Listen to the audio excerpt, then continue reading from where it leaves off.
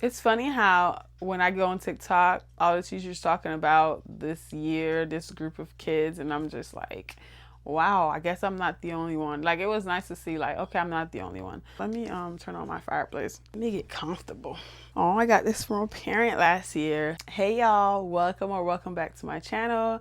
We are on Thanksgiving break, so I'm like, what better time than to update my YouTube channel? So let's go ahead and do a quick little update. So with this year, starting back from like my last video, preparing the classroom for the students has been so much easier because half of everything was already done from the year before. So fixing everything up was chef kiss. Of course, every year just add little things to it to make it even better than the year before, or think about the different systems that I now want to implement. So that was amazing. One thing I didn't get to do yet is sticker the books in the library how I want to do it, just so that when the kids go in there, because this year I actually allowed students to go in there during centers, which has been really cool because last year my students was like, we have a library? Like what? Yeah, we had one all this time, guys. So with this group of students, I pick certain students that I know can handle it right now. I send them in there, about 4 that can handle it. And the other students like, can I go? I'm like, baby, you're not ready. When you're ready, I will let you know. But I also put some books at the table sometimes for them to read depending on what we're doing. So I didn't get to sticker the books. Little changes I made, the area where the students were able to access supplies, this group of kids can't handle it yet. Like my group from last year probably would have been able to handle that a little better, but this group couldn't handle it. I removed it. With this group, they're very chatty. I had 2 big behavior issues. I also had 2 students removed from my classroom because the behaviors was clashing a lot. That helped a lot. Now it reduced me to 1 big behavior, and the rest of my students, I have 5 that I constantly have to speak to. With this group, it's very hard to get them to stop talking. It takes a while to get them all focused and paying attention and doing what they're supposed to be doing. This year, I started a behavior chart. I really didn't want to.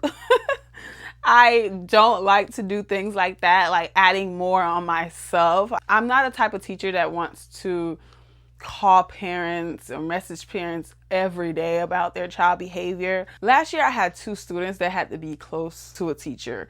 And even then, they weren't on the level of the students I have this year. So last year though, I would tell the parents like, there's some things your child is doing, but I still didn't want to write the parents every day. And the other one that was near the teacher, everyone knew already how he was, his teacher from last year, us in the class this year, his parents, and at some point, there's nothing really the parent can do. Is just trying to help that child. My other student, though, the things that he would do, it's like, okay, the parents does need to know. But even then, he would do these things all the time. I'm just not in the business of writing you every day. Your child is doing this every day. It's the same thing. He's doing the same things every day. And that's up to you to really try to figure out what's going on with your child. I can only do my part and let you know what he's doing in the classroom. But this year, I have strong personalities. I have very chatty students, so it takes longer. So I do a lot of incentives because they're like that. I have a lot of incentives like candy, stickers, treasure box, what else? I take pictures, shout outs, praising. So we have a lot of incentives. I even started celebrating whoever has a week of great colors on their color charts. They get something on Friday. We do free play. It's so many incentives just to try to motivate them. A lot of the students I have to speak to constantly, the behavior doesn't really change. Even though like I do all of these things for the good students, which is awesome because sometimes we forget about our good students. This year, I focus a lot on my good kids as well. Like, no, you guys, thank you. Like, you're doing the right thing. I want to celebrate that. So I do a lot of that. But with my chatty students, behavior don't really get better with them. So it's just like, can't wait for this year to be over type. It really is. It's like, yeah, I can't wait for this year to be over type of class. I do notice the students that want good colors on the behavior chart. I also wasn't going to do a behavior chart for all of them. I was just going to do it for one of the parents asked me, because I know some of them have relatives in other classes, and if the other class is doing, then they kind of ask like, hey, are we doing this, and are we, is it going to be the same as their cousin or the other relative in the other classes? So one parent wanted to know, so I was going to do it for her and like the 5 main students that I talk to constantly. But then I was like, you know what? I want to do it for my good kids too, because I want them to see, like, I want to see their week and their folder. So then I just did it for everyone. Even if some just get straight, my best students just get the colors like purple all week, they get celebrated. So that's the update with my class. Within the classroom, you guys know, like, the teacher, that big table, the kidney table where we have small groups. I asked my principal for another one for my side of the class, because usually my assistant teacher is sitting on that side, and then I send students to the big table. So then I started thinking, like, I had space. My class is very long, as you guys know. I'm like, can I get another one? So I have 2 kidney tables with 6 more chairs, and now I'm also able to I try to keep 2 students next to me. She has a student next to her, just to kind of like bring things down a bit. Sometimes it could just get there. And even like if I have a substitute, like last time someone subbed in my class, they're like, it takes a long time to gather them together, very chatty group, things like that. And I'm just like, yeah, I know. But they are learning and they are growing, which is great. Yeah, they're like a little different from my group last year, not just behavior, academics wise, but it could also be me having more experience as a teacher. That could be it too.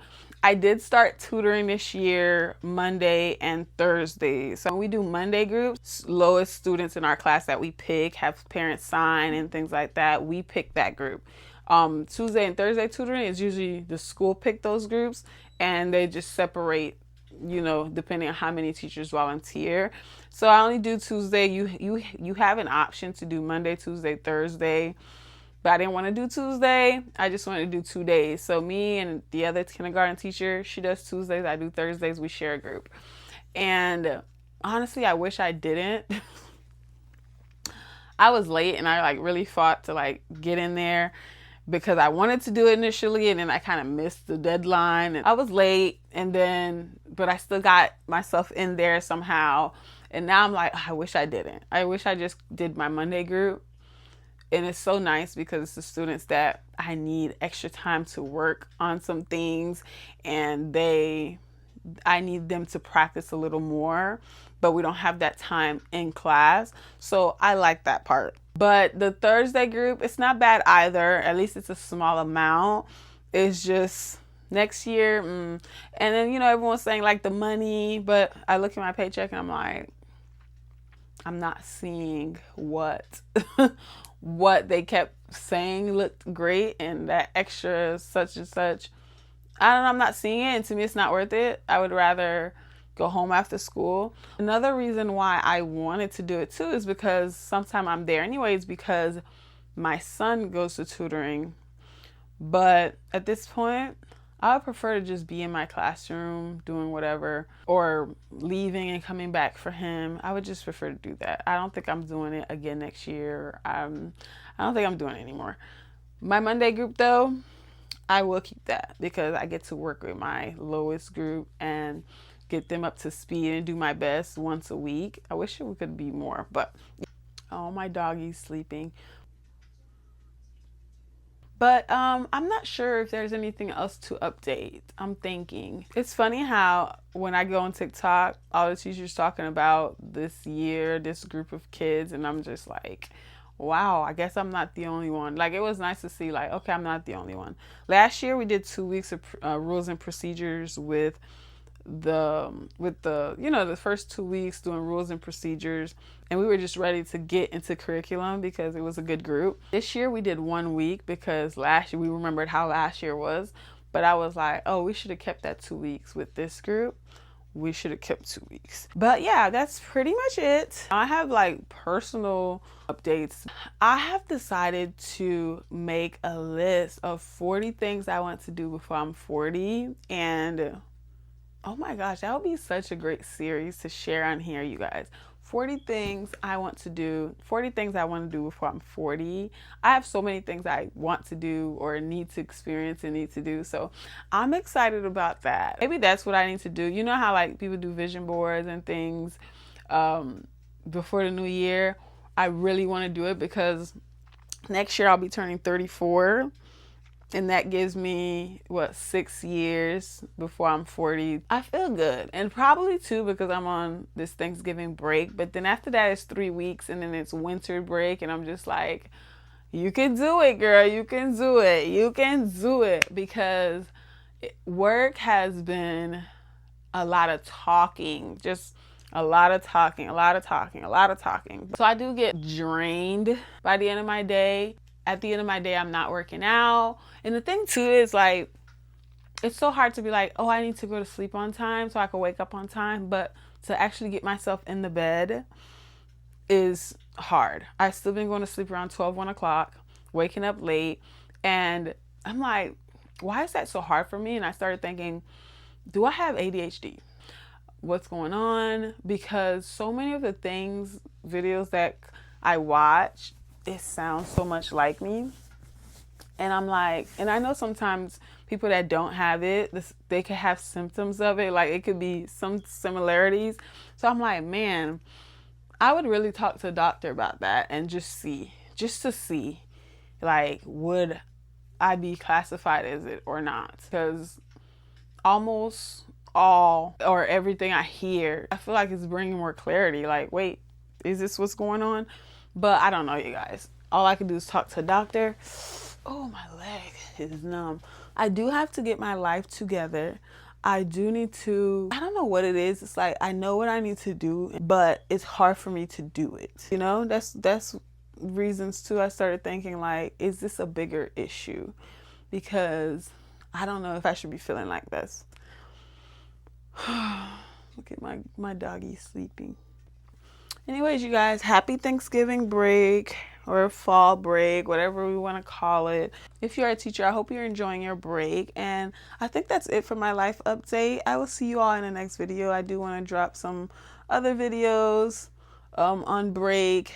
We're trying to get the house together for guests. We have to complete a ESOL endorsement class, and it's due by like December. We had to do the first assignment, but I have yet to open up that class since. And that's another thing I need to do. And I told my husband, because we're just getting the house ready for Thanksgiving because people are coming over here. But after that, I need to focus on this class and just try to get it done because I didn't have much time to focus on it like I wanted to. It's already 1:14. I am about to go and tackle this kitchen, and I will see you all in the next video.